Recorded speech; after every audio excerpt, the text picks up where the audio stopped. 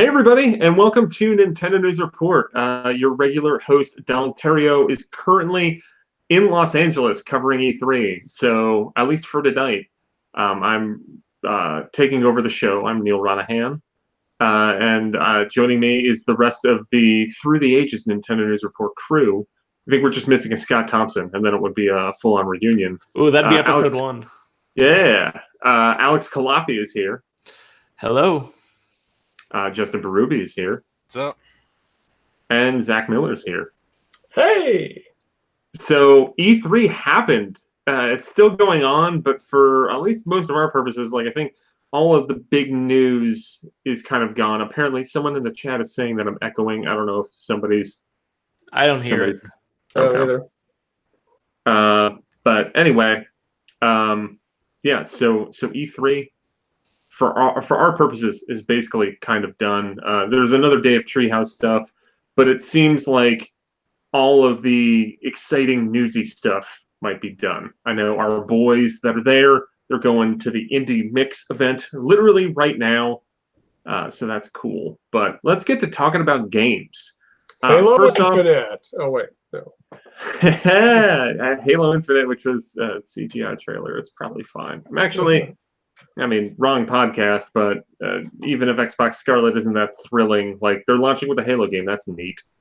But let's talk about what's not launching in 2019, and that is Animal Crossing New Horizons, which got delayed to March 20th, 2020. They gave an exact release date, which is a good call. Also a good call was, I think it was Nintendo of America, Doug Bowser, becoming an all-timer by blaming the delay on we don't want to make them work crunch, which is the most savvy move I have seen Nintendo do in years. Yeah, it's crazy, but I wonder how much of that's actually true. I think there will still be crunch, don't worry. Yeah, just not as much crunch. Yeah. That's the thing. Is there's, acceptable levels of crunch. I could hear an argument maybe that doesn't exist, but I feel like with every video game or kind of entertainment thing in that regard, you're probably going to have crunch. Guess what? There was crunch for Breath of the Wild. There's going to be crunch for Breath of the Wild 2. Just hopefully it won't be 18 months. Hopefully it'll be we're doing it for 8 weeks. I don't know. But anyway, Animal Crossing New Horizons. Alex, we hosted a panel at PAX East about Animal Crossing and the future of it. Yes. We were. I think me, you, and John Raridan, we were all very foolishly optimistic, thinking that it would come out in 2019. How are you feeling about New Horizons after the showing at E3? Somewhat cautiously optimistic, but definitely optimistic. The whole premise of the game, where you start on a deserted island, kind of, or it's Nook's Getaway, but it's basically an empty island that you have, and then you're supposed to build the town from scratch. It feels like. It sounds. I worry that it's too much to do. It's giving us too much freedom to create our town and not giving us the firm template that older Animal Crossing games had. But it looks like there's way more creative freedom in this game, which makes me hopeful that this is going to be the next natural step after New Leaf, not just New Leaf 2. Will you have to leave your port open for other people to come and visit your island? Yeah. Yeah, I'm kind of excited for it because it's a different Animal Crossing. I don't know if I'll like it more, but it seems to incorporate some of that Minecraft type of crafting stuff and building everything up, which might appeal to different audiences too.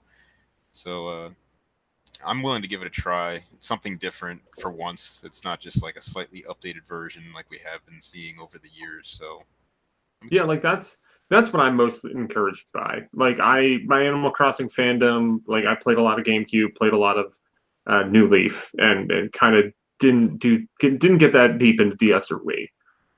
But I like that they're trying something new. It's something that we're not really going to talk that much about Fire Emblem Three Houses, but that was also shown at E3 at Treehouse Live. I think there's some interviews and stuff, and maybe I think they had closed door gameplay, which. But that game's coming out next month, and what we've seen from Fire Emblem Three Houses is Nintendo is swinging for it. They're doing something kind of weird with Fire Emblem, and I'm not sure if I'm totally on board with it, but I think it's cool that they're trying something new. And that's where I'm at with Animal Crossing right now. Like, I'm not sold that this is going to be the greatest future for Animal Crossing, but I'm happy that it's not just like we made New Leaf and we put it in HD, slapped $40 on it, let's go. Yeah. I'm glad that they're trying something kind of out there, and hopefully this will be a huge evolution and step forward for the series, because it's been, by the time that game comes out, we will be almost 8 years since New Leaf came out in Japan. Like, Mhm. you've had a lot of time to make this game, so let's see something like groundbreaking and awesome. Yeah, well, Yeah. back to Alex's point, like he's talking about he's worried about the amount of customization, but I feel like it got to a point in New Leaf where there were things you wanted to build or get added to your town, but the process to do that became so insane that it wasn't even worth it anymore. So I'm hoping that it doesn't hit that point in this game, and that the customization lets me like really make my town the way I want it to be without making me pull teeth to do it. Yeah, my educated guess for what Animal Crossing New Horizons will turn out to be, not safe, but in the same way when you heard what New Leaf was, where you're going to be the mayor, and it's in like those thoughts of like, is it going to be too different? Is it going to be too much of a change? Will it still be Animal Crossing? And then New Leaf was totally an Animal Crossing game at the end of the day. I think there's a very good chance that this is what this could be too. Yeah, I mean, I think that New Leaf still did it had a lot of smart tweaks. Oh, for sure. And I hope that they continue to make smart tweaks like that, because even if this isn't a huge step forward, make inventory better. And I'm probably a much more happy Animal Crossing resident. Yeah. It'll feel like Animal Crossing is my prediction. I'm a little nervous, but I'm feeling all right about it. Yeah, and now we have 9 months until Animal Crossing. Oh, it's got like 6 months. Yeah. It's gonna come out right after my birthday. So I'll do an Animal Crossing party where we can all just be like, this is just the same damn game. Yeah, we were excited for this. Celebrate our birthdays in Animal Crossing, Neal. Yes. Getting ripped off. Man. Cake before us. All right, so let's move on to what I personally think is the biggest news of all of E3, which is that Nintendo World Report's reporting enacted change in video games. Hell yeah. During the Nintendo Treehouse Live segment on Tuesday for Super Mario Maker 2, a Treehouse rep mentioned that they were going to add a post-launch update that will allow online multiplayer with friends. The reason why that caused a big stink is because I will give credit where credit's due. I believe it was Perry Burkham's wife, when watching the Super Mario Maker 2 Direct, was like, hey, they didn't really mention that you could play online with friends. Perry raised that, and then I kind of doggedly tried to get an answer to that, got that when we were at Mario Maker 2 event in May, and then reported on it, and we were seemingly the only people that actually asked that question. And then it had a whole big uproar, and now they're changing things. So like I'm happy that that's happening. That was kind of what I would hope they could do to remedy that. Who knows exactly when it'll come, but it's gonna happen. So that's great. It's awesome. You must feel like how I felt when I got Mewtwo added to Smash Brothers. Yeah. You planted the seed. Yeah. Mm-hmm. So yeah, that's pretty much. Super Mario Maker 2 looks great. I think they also showed on the Treehouse Live segment today that I think it's when you're the nighttime in Castle, you just like float through the air. It seems like there's gonna be a lot of weird stuff buried in that game, which I wouldn't have it any other way. Because Mario Maker was a profoundly weird game, and I hope its sequel is nothing less. Yeah. Mm-hmm. Cool. So yeah. So anything else about Maker 2 or Animal Crossing? Both those games, I'm going to own them, and I hope they're very good. Yeah, Mario Maker 2 is probably going to be my game of the year. I'm not going to lie. I'm going to wait and see on both of them. So I was very excited for E3 because I thought that Cadence of Hyrule, the Necrodancer Zelda game, was going to be shadow dropped. It did not get shadow dropped. It is coming out tomorrow, so 2 days after the E3 Direct. I was also excited as a Zelda fan that Link's Awakening was going to be shown off. But did not expect to get a teaser trailer for what Nintendo is referring to as the sequel to The Legend of Zelda Breath of the Wild. Yeah. I promptly, after that trailer happened, and I started hyperventilating slightly because I did not see that coming, and the slim realization that that was a Breath of the Wild 2 trailer got me very excited. I then spent pretty much the rest of the day with John Raridan, messing around. We did a Zelda deep dive. I did a video of my own that kind of went into like rampant speculation based on the little that we saw. And then John had his pièce de résistance of giving some cold, hard Hyrule Historia-backed facts about how that corpse in that trailer could be Twilight Princess Ganondorf. And like he's got a pretty solid case, I think. Yeah, I bought it. I didn't realize how stoked I am for a sequel to Breath of the Wild. With that being said, Justin, how pissed off are you that they're just making a sequel to Breath of the Wild? You know, I'm not really pissed off right now. I'm worried because like they can make this game very different from Breath of the Wild, just running in the engine. Like they might get rid of the breakable weapons. They might actually have dungeons this time. They might fix a lot of the things I didn't like with Breath of the Wild, to be honest, because I didn't really have a problem with the core engine. I thought that was okay. It's just I felt like the game wasn't polished enough to the point where it felt like a Zelda game to me. So, you know, I'm a little worried, but at the same time, I'm thinking maybe they can fix things. Like we have enough video coverage of this game to go into the details, but I do think kind of looking at that versus what they showed early of Breath of the Wild, I think that dungeons like in more traditional 3D Zelda ilk will probably work their way into this game. Because that seemed to be what they were kind of showing there was a bigger interior space that we didn't really see as much of in the first Breath of the Wild. True. Yeah, I'm starting to wonder if this game's going to take place below Hyrule or something like that. Yeah, like I think they're going to reuse that map, but I would. It seems like that is still the same Link in Zelda, and this would hopefully take place like maybe a couple months or years after the events of Breath of the Wild. So it'd be kind of cool to revisit some elements of that, maybe add, just kind of build on what you laid down in the great foundation of the first game. I'm so stoked for this game. Yeah, I'm really hoping they don't reuse the world. To me, that would seem kind of lazy. I mean, like, you do a lot of changes with it. Like, I was kind of throwing around, like, maybe for the snowy region, climate change hits. There's even in the spoilers, secret ending, when you get all the memories, they have that little bit there. Like, Zelda makes some comment about, like, oh, we got to go to Zora's domain because Divine Beast Varuda is stopped working. So it could be stuff like that as maybe causing chaos to reign through the world, and it could change land masses or something to that effect, or have them all raise from the ground, as we saw Hyrule Castle. Oh, that'd be cool. That happened at the end of the trailer. Ganon, we all assume it's Ganondorf down there. Is he? It is minimum. It is a Gerudo male. Right.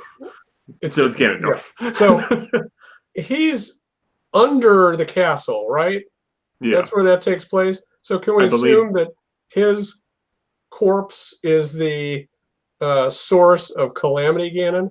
Well, could be. My guess is that this is going to teach us or tell us how Ganon went from Ganondorf to Calamity Ganon, and I think that's he had to like give up his body or something, and that's the remnants there. Or just maybe some other evil took over him, kind of like what we saw in Between Worlds, where Yuga morphed with him. Oh yeah. Although I really like Geo's Twitter idea that Ganondorf was the hero who seals Calamity Ganon away, or tries to. Maybe it's just Calamity. Maybe it's. And then Link it has to take his place somehow. I know that's probably not the case, but I just like that idea of a different arc for Ganondorf. Yeah, there is a lot of weird stuff in that trailer that kind of hints at like Zelda or Link being possessed by Ganondorf or something to that effect. There's a lot of quick cuts at the end. It could be out of order or whatnot. Who knows? There's probably a lot that's in that trailer that might not ever be totally followed up on. But I do recommend. I believe his Twitter handle is Bamos Medallion. Yes. I honestly don't know how I know this dude. He's just a dude on Twitter that I think like came over from like NeoGaf.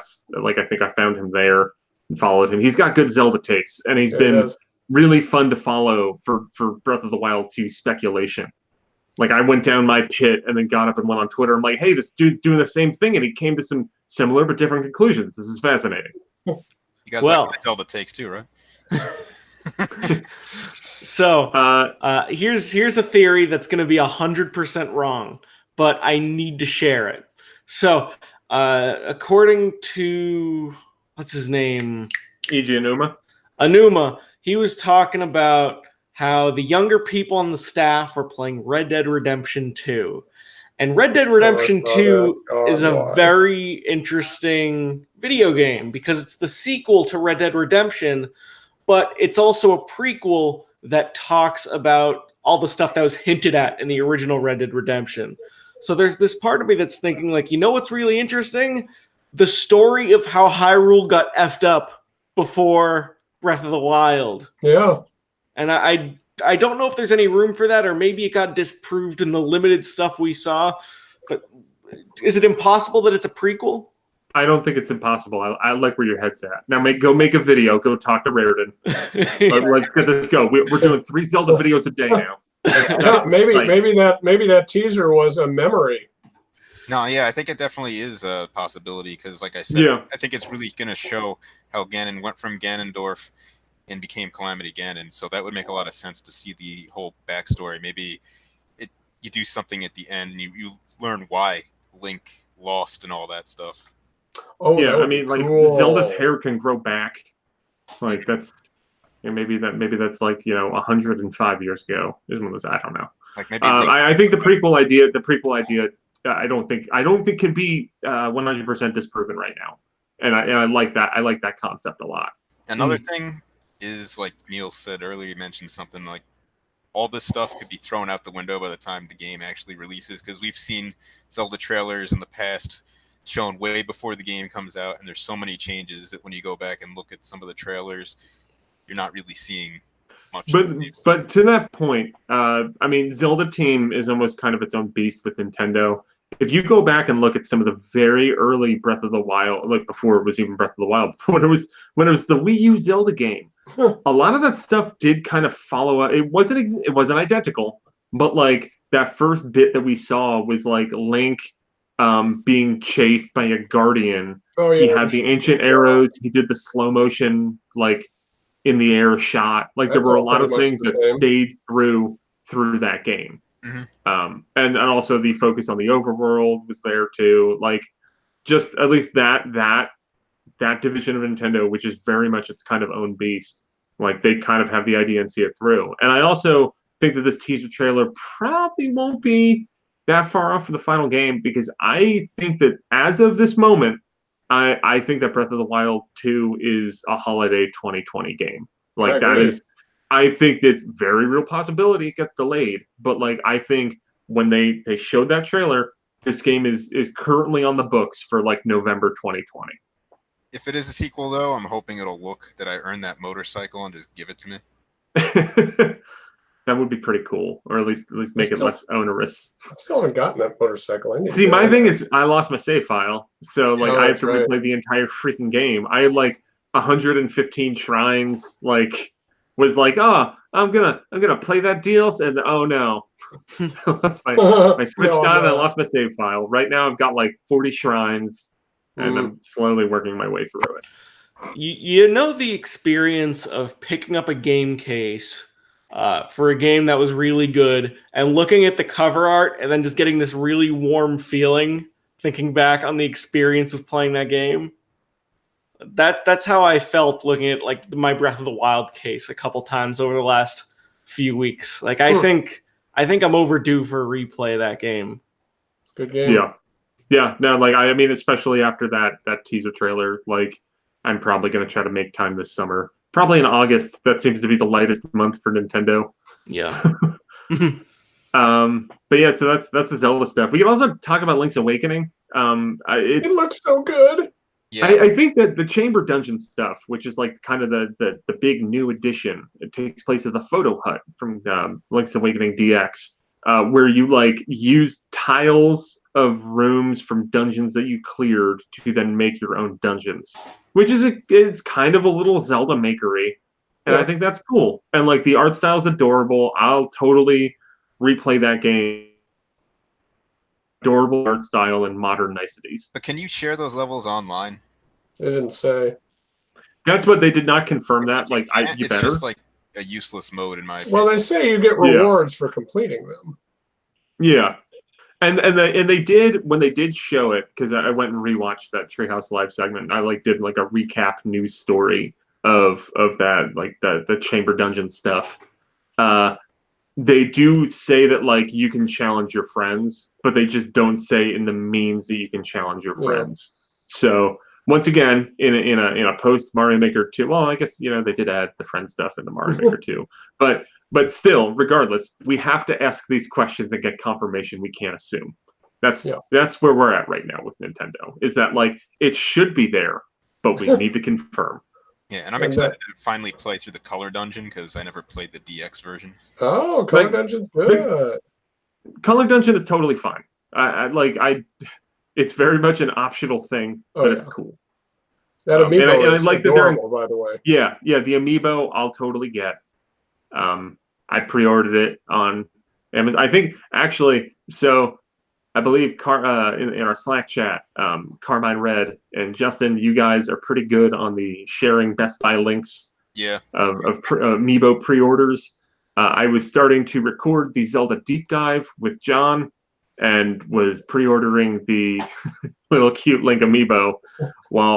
So if you see me at the beginning of that Zelda Breath of the Wild 2 deep dive, if I'm like a little distracted, it's because I am frantically pre-ordering a Link amiibo on my phone. Those keychains or whatever they're giving out at E3 look awesome too. Yeah, like the art style, it looks amazing. You can plug because I worked with some of our direct feed footage that we got from the team out in LA. We've got a cool little comparison that I put together last night of Link's Awakening on Switch, roughly kind of matching up shots from the original Game Boy version, and it's extremely faithful. And like looking at it kind of helped me rekindle memories of playing that game, because I played it when it came out on Virtual Console and 3DS, which I think was like 7 years ago. And I haven't played it, but like looking at that, I'm like, oh wow, like it gives me the feeling of that game, and it looks adorable. Yeah, I don't think I've played through the full game since the Game Boy version. So damn. Yeah. It holds. Well, the one thing that doesn't hold up is like how you only have 2 buttons. Yeah, so that's why this remake, like, I don't think you need to change too much. But if you just make it like more approachable from a modern controller perspective, like that game becomes even better. Yeah. Third Rate Minion in the chat asks, any chance for a hero mode or new game plus or whatever? Sure. I don't think that's like, once again, never assume. That's what we've learned. It's never assume. But like that seems like something that would probably make it in there. Maybe we'll get a boss rush or something as well. I'm kind of expecting some extended ending or something like that to this game. Like they're not going to talk about it. Yeah. I mean, like the chamber dungeon stuff has some potential, because it looks like there's even like a making the things making them to request for Dompe. So there might be some kind of quest line tied with that. Like, definitely looking forward to seeing what else they have. We've only got 3 months. It's coming out September 20th. So I would imagine probably sometime in August, maybe we'll get another blowout, or maybe there will be like a late August direct or something where they'll touch on some more new stuff. Yeah. I feel like there is more that we don't know of with Link's Awakening on Switch. Yeah, I think there is something else. But I'm also wondering if in a couple of years, if this is successful, if we're going to see the Oracle games get the same treatment. I know, like, there's some interview with Enuma at E3 where he's like, "Oh, we're not planning on any more remakes," and it's like, yeah, right. Come on, dude. He did. I wish, I don't know exactly what outlet got the interview with him. I just noticed a quote on it on Twitter, but he did make some comment about how, like, why would you make Skyward Sword with normal buttons? Yeah, I saw that. And like Enuma's, he's right. Guess what? I love Skyward Sword. You remove the motion controls, it's probably a bad video game. like some people might make the argument that it was bad with the motion controls, but you take away the motion controls, it's worse. No, it's a top tier Zelda game in my book. Yeah, no, I love me some Skyward Sword. Don't get me wrong. Just motion controls. That's how the game was made. Well, if they remake the other portable Link games, my brain's having a seizure. Maybe they could make them good, because neither one is particularly good. Or you can just skip the Oracle games and remake the God Minish Cap. Yes. Minish Cap, the secret best Zelda game. We might be so we're working on a top 5 Mario list. Well, the list is done. We're gonna have probably a video come out before Mario Maker 2. After that, we might do top 5 2D Zelda. And I will be lobbying hard for Minish Cap because it's really good. Nice. It is overlooked. I don't think it's done very well. Yeah, but hey, that director, the director of Minish Cap and the director of those Oracle games, is the director of Breath of the Wild 2. Hidemaru Fujibayashi. He directed Breath of the Wild and Skyward Sword. He's kind of like the game director of the Zelda games at this point. He does good work. All right, so that's the Zelda stuff. We're getting a new Zelda game tomorrow in Cadence of Hyrule. That's cool. The other big stuff, there was a lot more little big things, but probably the biggest pop this side of Breath of the Wild 2 was Banjo-Kazooie joining the roster in Smash Brothers this fall. It was a great reveal video because it was the same as K. Rool's. Yeah. So, and also to a lesser extent, just to get it out of the way, Hero from Dragon Quest is also coming this summer. I love me some Dragon Quest. I'll totally mess around with this fighter. Definitely, not the sexiest pick. But thankfully, they revealed it alongside Banjo-Kazooie. All is well. Yeah, I mean, I wonder if in Japan, if that was a bigger deal. I mean, it's another sword fighter, which I know a lot of people are getting sick of. But I also feel like it would have been better if they just used a slime, kind of like Piranha Plant. That was my hope, because there was a lot of rumory stuff about it's gonna be a Dragon Quest representative, and I'm like, I hope it's not just like Erdrick or Lodo or whatever. I hope it's just a slime. But instead they went with Erdrick or Lodo. They just called him Hero. I do like that the main one is the Hero from Dragon Quest XI, which I'll kind of jump ahead the script a little bit. Very, very excited for Dragon Quest XI on Switch. Yes, oh my gosh. They seem to be adding a lot to that, kind of combining all of the special stuff that was in the 3DS version into one game. But that's one of the versions of the Hero character that you get to play. It's also Dragon Quest 3, 4, and 8's protagonists will be alternate costumes. I will only be using the guy from 8 because I love 8. Yeah. Until I play 11 and come to level 11. Yeah. I don't even know if I like the design of the guy from 8 that much. No. I like 4. I might gravitate towards the guy from Dragon Quest 4 because I like that game. No, I am excited for Banjo though, and as soon as I saw that Jiggy go by, it was like, it's Banjo. Is a really good trailer. And I think it's a great pick just because back in the day, Banjo was basically part of Nintendo's marketing with the Nintendo 64 and everything since they owned Rare. So it was like they were already merged. They were at the hip. But and I know if you went to Nintendo of America, you'd see Rare characters on display as well. So when they got rid of him, it's kind of like, well, not anymore. So now it's cool to see him back. Wasn't he originally in Diddy Kong Racing? Yep. Yes. Yeah, that's very first. Yeah, I think he was in.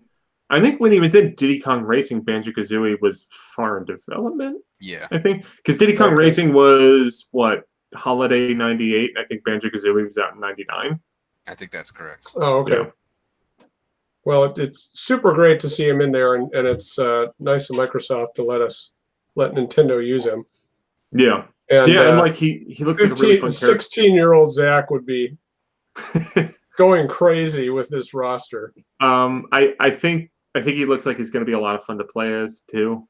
And even the Dragon Quest Hero looks like he'll be fun to play as well because they showed a turn-based command menu popped up, which I'm curious to see how that'll work out. At the very least, I think both of these characters are going to be hella creative. Even I don't really care that much for Persona 5, but I think that Joker's a really interesting character. So it's a little weird to me, Nintendo's picks for this DLC pack, because it's not impossible for someone who likes Persona to also like Dragon Quest, to also like Banjo-Kazooie, but it almost feels like the picks are too different for an expansion pass. I don't know. Yeah, if you notice, they are all from franchises that haven't been in the game before. Right. Yeah, but I want more first-party characters also. So, and I have a feeling at this point it's not going to happen with any of these DLC characters. At least this season pass. Yeah. I don't think you're going to get any more first-party characters. Yeah, and I don't know if there's going to be another season pass. But I feel like it'd be a mistake if there wasn't, just because this game has sold more copies than Wii U.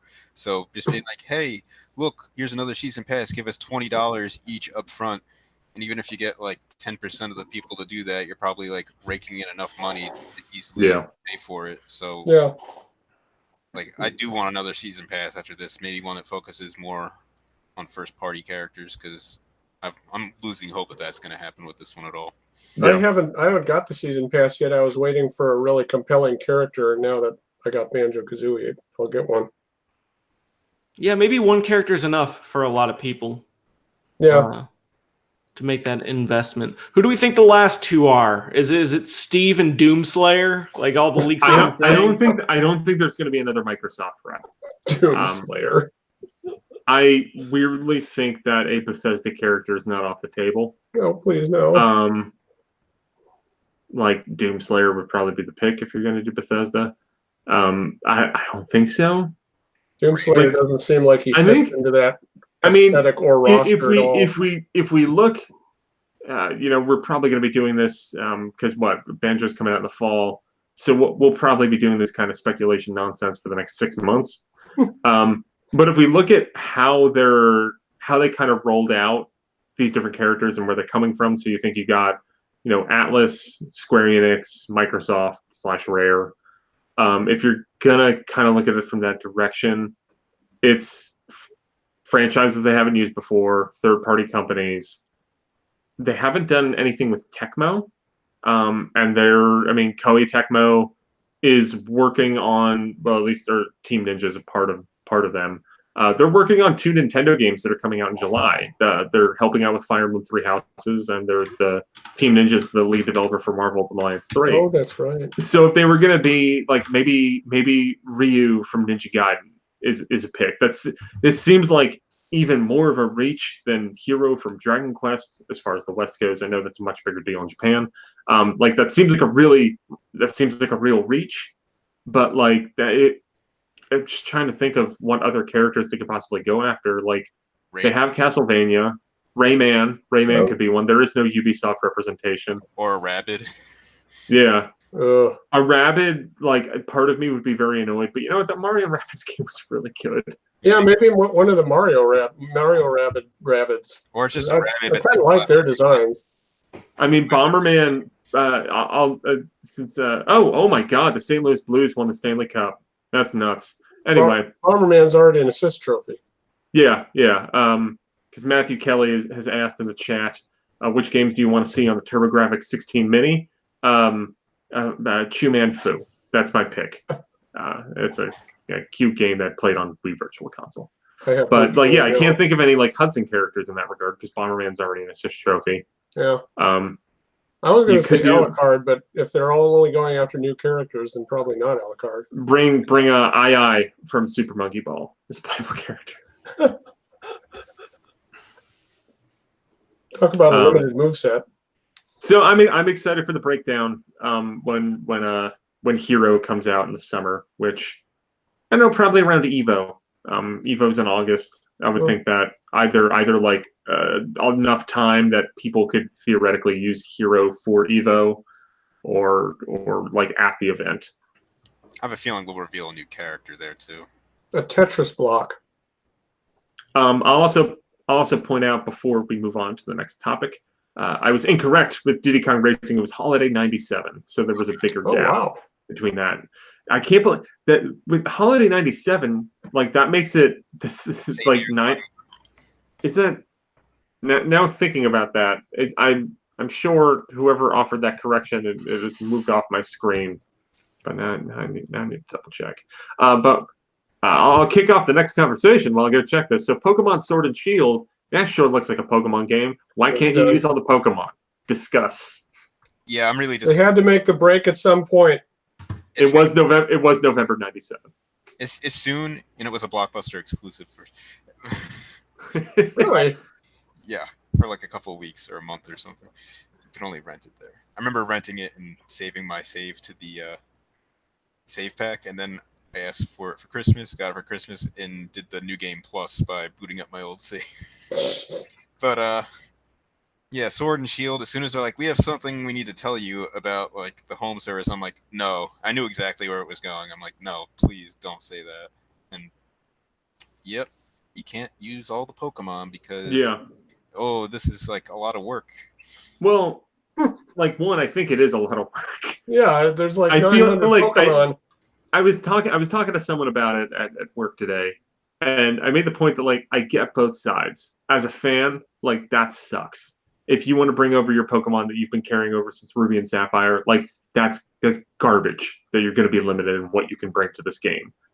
On the other hand, you bring in 800 plus characters into HD and you want to give them cute animations and make them look nice. That's hard. Yeah, I have a feeling. I know some people are like, maybe they'll do updates. I'm like, I don't think so. I think all the characters might be the hook for the next versions of this, like Super Shield. No, they could do that. Forward. I've seen some kind of speculation that like, you know, how they have the Dynamax stuff, they could make Sword and Shield maybe a little live gamey and have like once a month you'll have like a few new Pokemon added through an update. I don't know. Either that or just like, I don't know what Pokemon, but what would be the third version for Sword and Shield?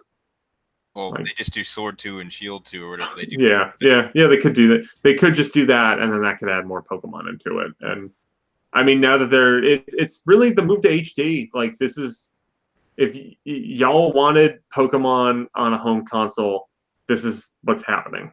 Mm-hmm. And I totally understand that it sucks, but like it's kind of one of those things where it's like that's the reality of it, for better or worse. Yeah, I'm just hoping that like if they go to like a new console generation every time, like it'll start this way, but by the end, throughout all the versions they do, by the end of it, you'll be able to use everything. That's my hope if they're gonna. And then the home console market will bottom out and it'll all go back to portables. You'll just be playing Pokemon Go. Yeah. I don't think that this is like, for me, it's not a deal breaker. It is bad, but it's not a deal breaker. I think my standards for how good the game should be will be increased. Like it's gonna take. The game better be good, is what I'm saying. Yeah, no, I see what you mean. It better be good. You're sacrificing an element of the game so that way the other parts of it better be damn good. Exactly. Yeah. Exactly. From what we saw at the Direct last week, and also what they've shown off, and even talking to people who have played the demo there, seems great. Like gameplay wise, the way it looks, like I like the idea of exploring and that kind, or having Pokemon on the overworld map, not having random encounters. Like that's all sounds really great. The little gym battle stuff that they showed, that seems fine. Like I'm excited to play this game when it comes out. Me too. And I will agree with TRBR in the chat. They have too many Pokemon anyway. They need to just push reset on it. And that's a little bit why I liked Pokemon Let's Go last year. It's because it was like, oh no, it's simple again. And then I realized how kind of janky and broken that collection of Pokemon are. Like there's just a lot of like weird. I mean, the obvious pull is how Ghost is good against Psychic, but every Ghost is poison and Psychic beats poison. It's Mewtwo's world, and you're playing in it. But yeah, so that's the Pokemon stuff from E3. The other big Nintendo game on display there, it's actually they have a whole like haunted mansion or haunted hotel, I guess, display at their booth. Apparently, it's very, very nice. Luigi's Mansion 3, which is currently set for a 2019 release. It is developed by Next Level Games. They also made Luigi's Mansion Dark Moon, the previous entry in the series. The previous entry was Luigi's Mansion Arcade. Okay. Yeah, that's true. Who made that? Capcom. Was that like okay? But it really used the Dark Moon stuff. It looks Yeah, they did. HD. Yeah. Follows that progression and everything. But Luigi's Mansion 3 looks really nice. Like, I think Next Level Games does a fantastic job with animation and stuff. It looks like they're going for kind of a marriage of Luigi's Mansion 1 and 2 in a way. Portrait Ghosts are coming back. It's going to be more of an interconnected world than the kind of shorter missions of Luigi's Mansion Dark Moon. What they showed in the Treehouse Live segments, or at least what they showed the multiplayer, and they also showed like this cool like Hollywood movie studio kind of inspired level that you go around, and like Luigi has to go behind a camera, and then you control Gooigi, the Goo co-op partner. You can play the whole game in co-op, or you can just play it where like you summon Gooigi, and then you can switch between them, because Gooigi can like slip through God, I can't think, like fence posts and stuff, and also go through spikes. So there's reason to use Gooigi. The multiplayer is up for 8 players. You can do 2 on one system, or you can play 8 players locally or 8 players online. It's the scare scraper thing that is very similar to what was in Luigi's Mansion Dark Moon. Although with this one, it's all procedurally generated, as opposed to Luigi's Mansion Dark Moon, which just kind of took existing rooms and like removed some elements. No, it looks good. I can't wait to play this game. I liked Dark Moon more than the original Luigi's Mansion. Same here. Yep. Really? Oh wait, of course, yes. I liked it better too. But I really liked Luigi's Mansion. The first time I played it through was on 3DS. Yeah, like I played through it on 3DS last year too, and like I still really like that game. I like Dark Moon better. But like both of those games are great, and I'm just happy that there's another one of them. And there is the whole conceit with sorry, I got they're recording a Thirsty Mage right now, and for some reason I'm still in the Skype chat with them, so they just did the call, so I had to decline it, or else I wouldn't be able to hear any of you. But yeah, I'm happy that they're blending Luigi's Mansion 1 and 2 into Luigi's Mansion 3. Like I want to play that video game. It looks fun. Yeah, it does. Mm-hmm. Yeah. When do we think it's going to come out? Holiday. October, hopefully. October. Yeah, I'm hoping it comes out late October. That would be a good time to play some Luigi's Mansion. Yes, But I have a feeling this is going to be like December 7th or whatever. Like Smash is going to play before it. It's a little cryptic that the trailer says coming in 2019.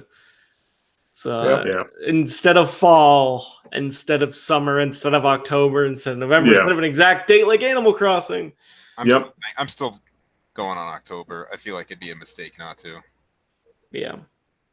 Yeah, like there were allusions made. They had the director Bryce Holiday from Next Level Games was on Treehouse Live, and he made a comment about how like they've been working hard to get online working. That could be the kind of thing like that could be the final piece of the pie that they're trying to make sure is really good, and maybe it's on tap for October, but they're not 100% sure if they're going to make a specific date in October, so they're leaving it a little loose in case it's going to slip a little bit. Anyway, so that's Luigi's Mansion 3. We can touch quickly. There wasn't a whole hell of a lot about it, and we kind of knew it was coming after Travis Strikes Again. But No More Heroes 3 is coming exclusively to Switch, at least until it doesn't sell that well, and then they port it to other platforms like they did with Travis Strikes Again. But No More Heroes 3 is coming to Switch in 2020. Suda51 is directing the game. It's going to take place a number of years after the events of No More Heroes 2. Travis Touchdown returns to Santa Destroy, and things are different and weird, and there's like an alien, and I don't know. It's weird Suda nonsense, and I'm here for it. Yeah, this is a game I've been asking for forever and ever and ever since the second game came out. So in theory, I'm very, very excited for No More Heroes 3. And it looks like they're trying to make a No More Heroes game. So awesome. My problem is I didn't really like Travis Strikes Again that much. Like it was a little repetitive for me. The combat felt, I don't know, a little too simplistic for my liking, and the story was like it was shoved in all these weird places, and it was hard to make sense of any of what was going on. And I don't know. It took a little of the wind out of my sail for a No More Heroes 3. It's to the point where I almost wish they just released No More Heroes 3 in 2020 instead of doing Travis Strikes Again in the first place. But I'll play this game as soon as it comes out because I love No More Heroes and I love Travis Touchdown. Yeah. Yeah. I think that's pretty much, it's about how much they said about the game. I know Sid is doing interviews out there, so there's probably some more nuggets that you could glean if you go out there. Already kind of talked about it, Dragon Quest XI-S. I'm very excited for that. That's coming out on September 27th. Mm-hmm. So that and Link's Awakening being a week apart from each other is going to tear me apart. But I played like 10 hours of this on PlayStation 4, and then just because I don't really play my PlayStation 4, did not play anymore. That's why I didn't get it on PS4. Yeah, not because it's a bad game. It's just because like I play my Switch a lot. My Xbox One is my media hub. PS4 is kind of a lost system in my world right now.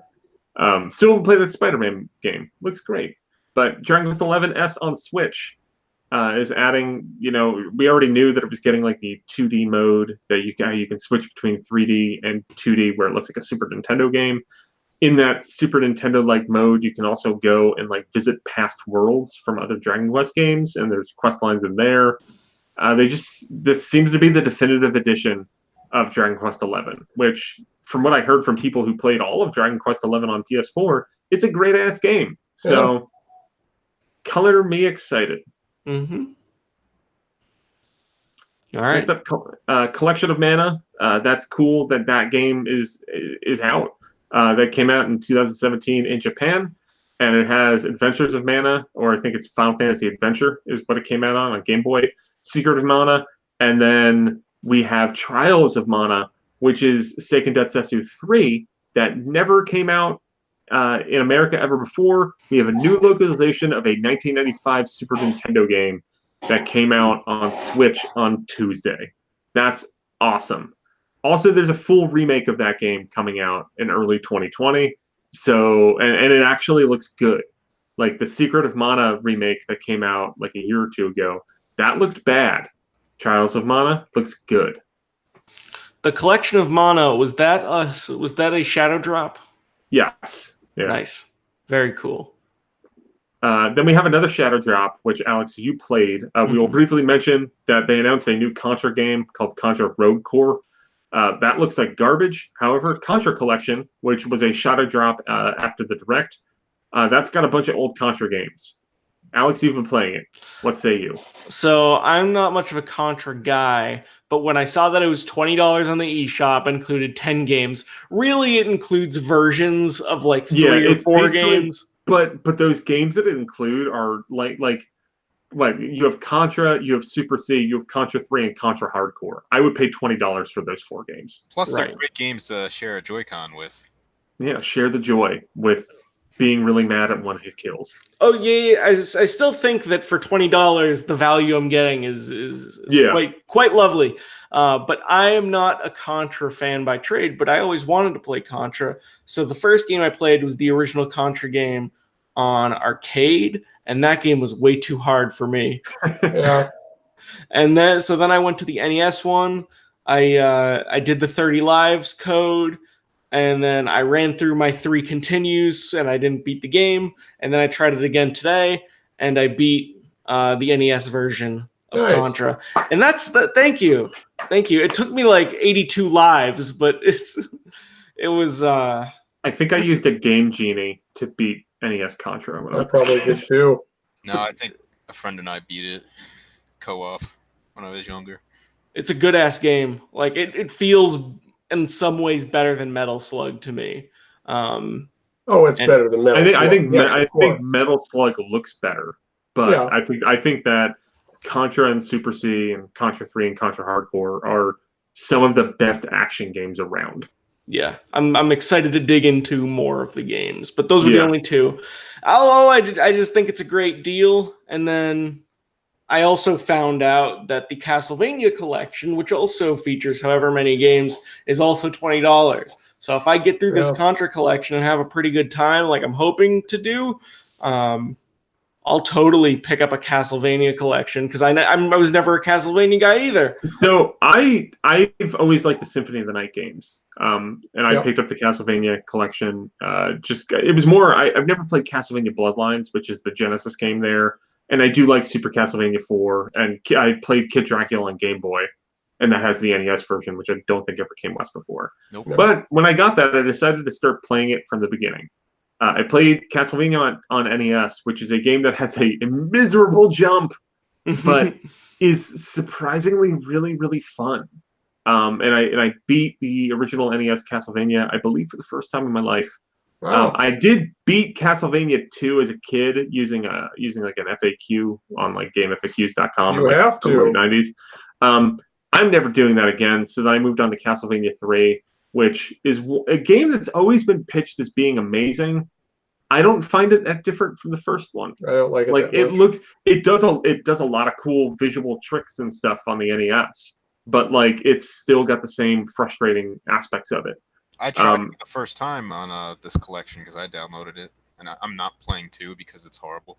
Yeah, but, I haven't played through all of 3 yet, but it feels like more of a sequel to the first one. Yeah, that's what because I like those straightforward Castlevania games without the like Metroid stuff. It's got like Castlevania 3. I'm probably well, actually, so you can like get like helper characters, and I got Sypha, who sucks. Sypha's awesome. So it was probably halfway through the game, and I just restarted. Yeah, and I'm gonna go through it, and then I started looking it up, being like, how do I get the good one? How do I get Grant? Grant also bad. Oh no, I thought Grant. Oh no, Grant's super weak. That's his deal. Oh yeah, you have to go for Alucard. He's the only worthwhile second character. All right, then I'll have to go through that. I haven't gone through. I haven't started my second playthrough it after getting Sypha and being really disappointed in that. You could also just play that that off-brand Castlevania 3, whose name I forget. Bloodstained. Oh, Bloodstained.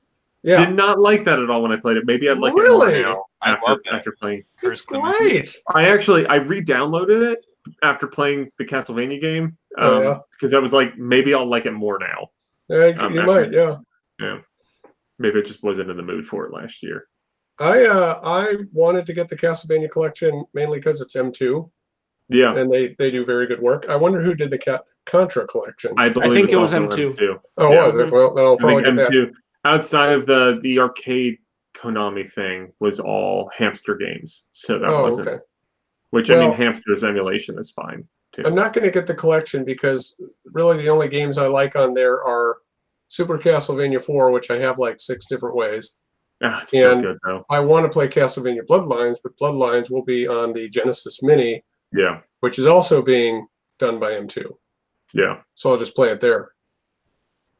I do hope that they do a Volume 2 with the Symphony-style games. Yeah, you do what, Rondo of Blood, Symphony of the Night, and then throw some of those Game Boy Advance and DS games there. Yeah. And, the WiiWare one.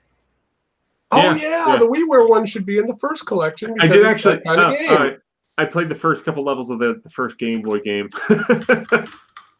Oh, man. It's so bad. I love that game, but it is terrible. I've never played 2 though. I'm kind of curious about 2. I've heard 2's a lot better, but I just kind of after I finished 1, I didn't want to go right into 3, so I messed around with the first Castlevania adventure on Game Boy. Anyway, I think that just about does it for this E3 edition of Nintendo News Report. My final thing is I think New Super Lucky's Tale looks great. Is that a sequel or like a remaster? So it's weird. It seems like they've done like 3 remasters of this game. Because it came out on Oculus years ago. And then they came out with Super Lucky's Tale on Xbox One. And now this is New Super Lucky's Tale, which it just seems like they kind of refined the previous version of the game and added new content, kind of reshaped levels and stuff. But they had a compatible with Labo VR. They showed off some stuff at Treehouse Live today, and like that game just looks really fun. I get the same feeling from it that I got from Yono. Yeah. Which is an excellent game. Yeah, I really like that. Elephant Zelda. Still they're great. stealing all the Mario branding on that new Super. So I guess as we go to wrap up, we'll go around the horn. Is there anything else from E3 that we didn't talk about that you're excited about? It doesn't have to be a Nintendo thing. Justin, are you ready? Is there something else we didn't talk about? I'm looking forward to the Messenger DLC. Yeah, it's coming out July 11th. I don't know much about it, but that carry-on trailer looked neat. Yeah. And I'll probably get Doom also. How about Alex? How about you? So I think the Final Fantasy VII remake looks great. It looks real good. And it inspired me to, as part of the Nintendo E3 sale, get on that if you want some $40 first-party games. I bought Final Fantasy VII for like $12, played 45 minutes of it, seems all right so far. But I fully intend on completing that game by the time part 1 of the remake comes out next year. The other thing I want to call a little attention to, I'm very interested in getting the Spyro Reignited trilogy when that comes to Switch. Oh yeah, me too. I think that's September 3rd. September 3rd. And I was holding out. Like, I didn't buy the other version because me too. Yeah. Ni no Kuni remake, The Wrath of the White Witch. That's the first Ni no Kuni game, September 20th. And let me see. We said, yeah, I think that just about covers it for my... Mario and Sonic at the Olympic Games Tokyo 2020. Let's go. Yo, man, there's a skateboarding minigame in that Donald said was good. So, weirdly anticipating Mario and Sonic at the Tokyo 2020 Olympic Games. Nice. And then, the last thing was The Witcher 3 coming to Switch. And no download either. Yeah, it's on the 32. It's a 32 gig card. Yeah, they've made like 2 of those ever. Yeah, so that's all I got. I'll just call out quickly in relation. Oh God, no! What we were talking about before. Ah, man, it's been a long couple days, guys. What were we talking about right before The Witcher? Ni no Kuni, Spyro. I talked about Carry On and the Messenger DLC. I don't know. Anyway, I'm excited for Final Fantasy Crystal Chronicles Remastered. That's coming out. I like the first game. It's got online multiplayer. That could be real fun. Yeah. That's Hollow Knight Silk Song, also out soon. Oh yeah. There's a lot of cool things at E3 this year that I'm very excited for. As we got closer to the Nintendo Direct, I was like, this might be a bummer of an E3, but I thought Nintendo's showing was just really strong. Like, I'm very content and happy. I think it's a good showing, but at the same time, we knew about a lot of the, I think all the first party stuff beforehand, except for the Breath of the Wild 2, which is so far off the radar that like it's not even like really registering with me much. So I think we were talking about Mario and Sonic. I was going to say there's this game that was at the Kind of Funny Game Showcase called Skatebird. I saw a video of that. That looks good. I want that to come to Switch. Cool. So my whole thing is like it's a strong showing, but at the same time, not many first-party surprises, which is kind of a letdown for me personally. But I think in a way we had so many games that they had not detailed. Yeah. We knew nothing about Luigi's Mansion 3. We knew nothing about Animal Crossing. Link's Awakening, we didn't know that much about. I mean, what else? Dragon Quest 11. I guess we kind of when they announced know a lot about Link's Awakening. It's Link's Awakening. I mean, but they showed more of it, and then they showed like the entire here's a big new part of it. Call the Dungeons back. Like I said, I'm still worried that part is going to be meaningless. Yeah, if you can't share it with friends. Yeah, then, online. Yeah. So overall, I think it's a strong lineup, especially for the back half of this year. The first half has been kind of, but yeah, I'm looking forward to these games. I just wish we got like one or two more. Hey, look at this, and I guess the whole Metroid thing is part of that. Like early in the year, you got the apology, and yeah. Can I do wonder when Metroid as a franchise is going to show up again. So I like think obviously it'll show up next E3. Obviously, Prime 4 is probably like 15 years away at this point. But like Prime 4, like realistically, like what 2022 is the earliest we're going to see that damn game. Yeah, I think it'd be a good idea if Nintendo had another studio or they do it themselves, a 2D Metroid for Switch for next year. Well, like, what the hell is Mercury Steam doing with their lives? Like, Samus Returns was great. Like, come on, we can do it. Let's do a Fusion remake. Yeah, I want to do a Fusion remake. No, Fusion sequel. Ooh, Fusion sequel would be nice. Metroid Fusion. But like I do think we could see if Mercury Steam is working on a 2D Metroid game, because that was 2017 is when Samus Returns came out, right? Was it 2016? I think it was 2017. It was okay. And there was that whole teaser at the end of that game giving more details about some things in the Metroid universe. So maybe it was a teaser for 4. No, it was some new stuff. Oh, you mean the images? Yes. Okay, I thought you meant the little X eating a frog. The X parasite. Right. But anyway, like give me a new 2D Metroid. Where's that Prime Trilogy at? Let's go. I know, that's what I want. Can I say what I'm excited about for you? Yeah. Sorry, Zach. We kind of skipped you slightly. All right. Blair Witch. Oh yeah, that looks really cool. Totally left field. Surprise. But it looks like Alan Wake. Yeah. I'm surprised like those guys aren't making the game. Good point. I have no feelings towards that Cyborg game.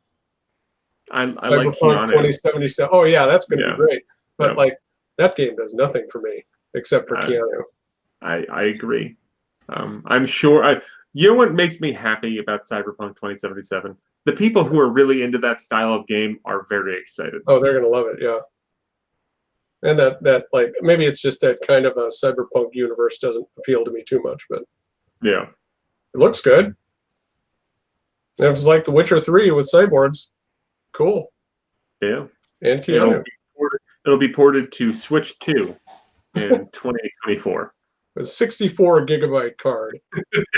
No, Switch 2 is going to have 2 card slots, and you just get 2 32. Oh, by the way, how crazy is it that Final Fantasy VII Remake Episode 1 is just Midgard, and it's two Blu-ray discs. I have no idea how many episodes it's going to be. How many cards is it going to be? We don't know. Like, what? And there's like a $350 one, isn't there, or something with that? With a gigantic cloud on a motorcycle. So if you get all the special editions, are you dropping like $8,000 on this? Unless this game, like we hear more about it and it just turns out to be utter trash, like I'm getting this game day one. I probably will. Like, how preposterous is it that they're gonna like roll out this like, oh, it's the first like third of the game. When's the next coming out? 2025. Like, how long is this part on the PS5? Midgard lasts like 10% of the game. Yeah, like you leave it immediately. When I replayed Final Fantasy VII, I was out of Midgard in less than 5 hours. Yeah. So you're gonna like drop money on this like $350 edition for like a tech demo of what's to come. That's like what I'm getting out of this. It's ridiculous. And well, they said they're really expanding the Midgard, which they'd have to be. Yeah, and you can look at the trailer. There's stuff that like isn't in Midgard from the original game, and there's a lot you can do with that world. Like you are in and out of it, but like Midgard's a good setting. Like I think that game could turn out to be really great. But also a couple things is one, do you expect it to actually hit that release date? Yeah, I think so. Yeah, they'll this episode 1, yeah, it will. So it's coming out at the end of the fiscal year. If that Avengers game was coming out like end of 2019, I think that Final Fantasy VII Remake had the capacity to slip out of March. That Avengers game isn't coming out until May next year, after the end of the fiscal year. Final Fantasy VII Remake, while I still would not rule out a delay, like Square will have to eat a lot of investor crow Yeah. If they don't put that game out in March. And another thing about it that I'm thinking about is like, why are you releasing this on PS4? Like, wouldn't this be a good? Yeah, that's kind of my point too, because the PS5 has been announced. Because there's gonna be PS5 comes out, and they're gonna be like, oh, buy the old episodes again, but now it's like even better graphics and everything. So, like, I think of that as something like how The Last Guardian spanned PS3 to PS4, but the difference with that was Sony published, so Sony kind of had control over what they did with that. This, I think, might have been some kind of deal between Square and Sony, in which potentially Square might legally owe Sony a PS4 first version of Final Fantasy VII. That could be. I don't know. They didn't screw Tifa up. That's what I'm happy about.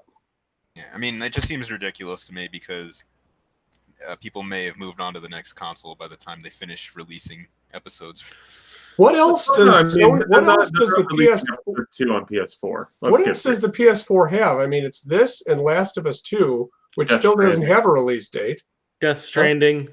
Oh, yeah. Death Stranding, of course. Ghost of Tsushima. Oh, for some reason I thought that had come out. No. Okay. I mean, I think you just answered a lot of questions about Sony's lineup right now. Is that why they're not? I thought that game came out. I think that game might be the farthest off from everything they have. I'm just so shocked that there's still not a release date for Last of Us 2. I mean, that game's been in development for, what, 6 years? I don't think it's been that long. Because it's the same core team as Uncharted 4, right? Uncharted was but you have to assume that it's been in development since the first Last of Us. Yeah, maybe not exactly, because there was all the shake-up stuff after The Last of Us, where like the Uncharted 4 kind of rebooted development, and then The Last of Us directors went over to it. That's right. I don't know the full. I don't really care enough. Yeah, me neither. Honestly, the full Naughty Dog story. But there's a certain hubris to the we're gonna release all the Final Fantasy games. We're gonna do a number of Final Fantasy VII games. We don't know how many. We'll see how it goes. That reminds me of the Shenmue guy. Yeah. when it's this is gonna be a 10-part epic. The third game's gonna have the rest of the story, right? It'll have some more chapters. Won't tell the whole story, but it'll have some more chapters. You're probably only gonna get one more chance at this. You have to end it. He's like a 65-year-old man. Like, what are you doing? It's like George R.R. Martin. Yeah, I'm working on it. I'm working on the book. Shenmue 3 will transition the series into the beginning of the Yakuza series. So just pick up there, kids. So Shenmue 3 is going to end where Ryo was the Night King all along. Yes. Anyway, that's a Nintendo News Report. Thank you very much for watching. You can check us all out on Twitters. I'm at NRON10. Zach is ZMiller1902. Justin is King Nintendo Fanboy. And Nintendo Fan on Twitter. King Nintendo Fan on Twitter. There's a character limit. Yeah. And Alex is Culafi on Twitter. You can check us out on Nintendo Report TV. That is the thing that you are watching us live on. Or if you're listening to us, you might be listening to us on the Patreon or the podcast or something of that nature. And you can support us over on Patreon, patreon.com/NWR, where you will get access to exclusive podcasts from folks like Radio Free Nintendo and Talk Nintendo Podcast. And if we hit stretch goals, we'll have more stuff there too. So thanks for watching and have a good rest of the E3. Enjoy Cadence of Hyrule tomorrow. All right. Bye, everybody. Bye.